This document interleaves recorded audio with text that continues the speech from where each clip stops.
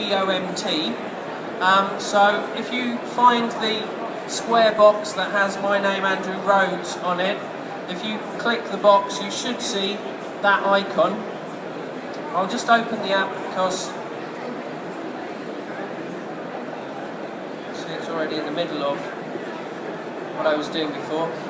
It's fairly processor intensive, but you'll see, so I have to kind of fill for a second or two while it does its loading.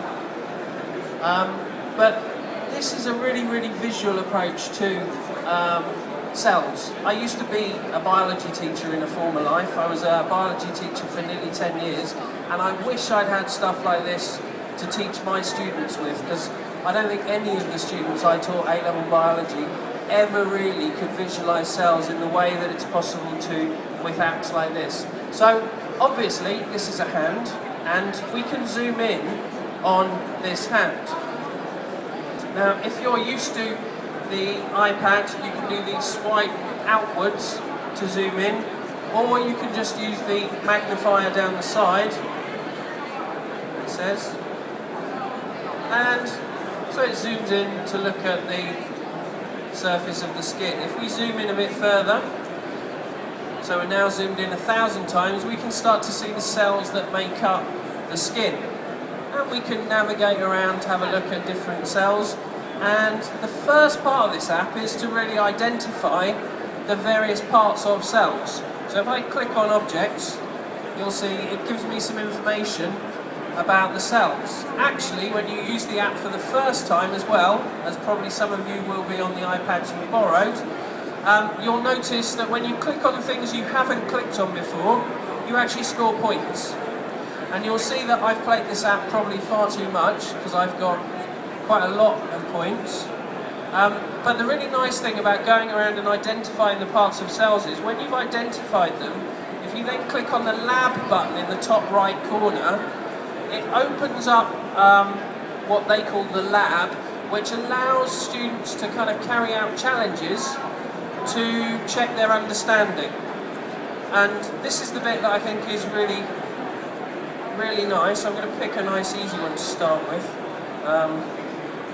Obviously being a man, I find it difficult to do two things at once, so trying to do this and talk is a challenge. So I might go very quiet for a few seconds.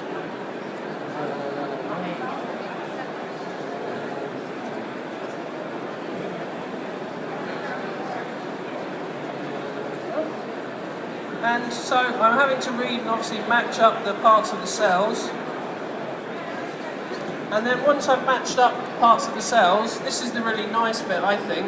You get 3D animations of the cell parts, or if you're looking at processes like cell division and mitosis, it actually gives you a 3D animation of what's happening during mitosis, or what's happening during transcription and translation. And I think one of the things that appeals to me with this app is lots of science apps tend to be fairly superficial, and there's an awful lot of hidden depth in here. I mean, there's enough depth to cover all of the cell and cell processes for something like IB. And actually, lots of the students have said when we've talked to them about why they like this approach to looking at cells, it's almost like a game, because they're going around identifying various objects, and then they're kind of doing challenges to score points to check their understanding. And if you were here, I doubt many of you were here for the first presentation this morning, the mitosis one I'm not going to try and do now, but it's actually got many stages to it. So the first stage is to put these objects into the mitosis cycle. Then you have to go in and actually match descriptions to the various parts of mitosis. Then you have to go in as a third part where you go in and actually put the names of the processes. And I kind of really like the approach. Students have really liked the approach, and it's kind of changed already a little bit the way that IB biology is being taught at school. I think you've got that on your iPads if you've borrowed one, and if you haven't borrowed one, if you want to swap your Bett badge, one of the guys over there will give you one. And obviously feel free to play while I'm talking. I'm just going to move on to this thing that somebody described earlier on when I was talking to them as one of those things doctors stick in your ears. This is actually a wireless microscope. And microscopy is something, obviously, as a biology teacher, it's really nice to cover cells using something like that app, but then to actually look at real cells. And I don't know if many of you are science teachers, but I do know that the microscope lessons were the ones I always used to dread, because invariably when I was teaching biology it meant me focusing 15 or 20 microscopes on something and then spending 15 minutes saying to students, that big red blob that you're supposed to be looking at in the top left corner. And then I was lucky enough to go to one school where we had a video microscope, I thought, but it actually needed a technician to set it up because it was so complicated. Plus servicing every year, which as a head of biology cost me £600 for the 3 or 4 times a year that we took it out. So I was really interested when I saw this. It generates its own wireless network, and that's how it connects to the iPad. Now, it has struggled a little bit this morning because if you've been on the wireless networks here, you'll know there's probably about 120 wireless networks in what essentially is, if you're a physics teacher, a Faraday's cage. So the wireless is just bouncing around inside here, and my little microscope that generates its wireless network using 3 Duracell batteries has struggled a little bit this morning. I do have a backup plan if this doesn't work, but we will try and connect. So there's a free app for this, and as with all practical demonstrations, this worked perfectly in the hotel last night when I had 5 iPads on the hotel bed. We come here and it just has refused to work. I'm not going to spend ages trying to make it work. That's probably part of the problem. Let's see if we can find the wireless network. If not, I'll show you some of the pictures. Now, initially, the biology teachers at school were pretty sceptical when I showed them this thing that looks like something the doctor would stick in your ear, and suggested that this might be something they could use for doing microscope work. But actually, we've been able to buy additional lenses. You can see just why it's struggling quite so much. But you can buy additional lenses that just clip on to the microscope. So the one I've got connected at the moment is a 200 times.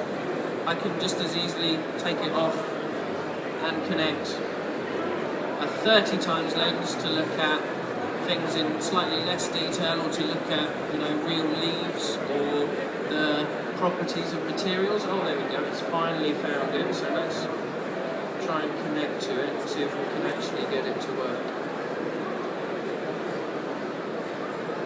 Yeah, it's looking good so far.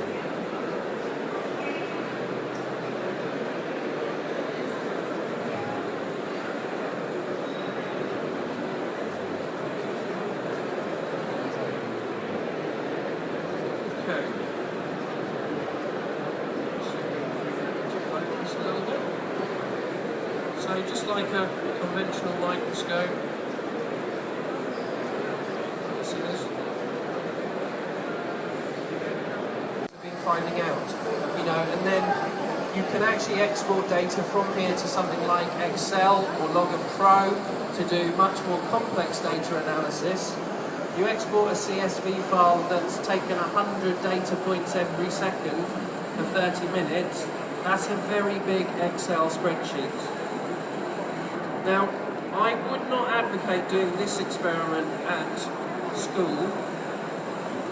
Obviously really broken in the technology. But we can explore the G-force on an iPad, for example, if we drop it. I wouldn't recommend encouraging students to do that at school, but it does give us some pretty interesting data.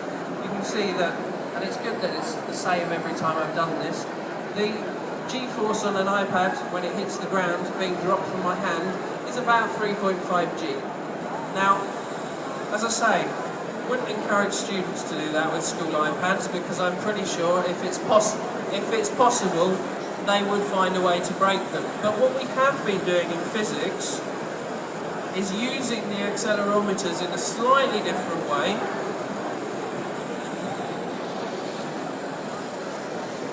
I don't know what button I pressed, but I obviously pressed something. Clearly. So we've been using the accelerometers inside the iPad to do simple harmonic motion experiments. Attach it to a spring, and actually we only just got these cases, so to begin with, the head of physics made this weird cradle thing out of a piece of string. I was very nervous when the students were doing this to begin with. But again, we start the recording and let our iPad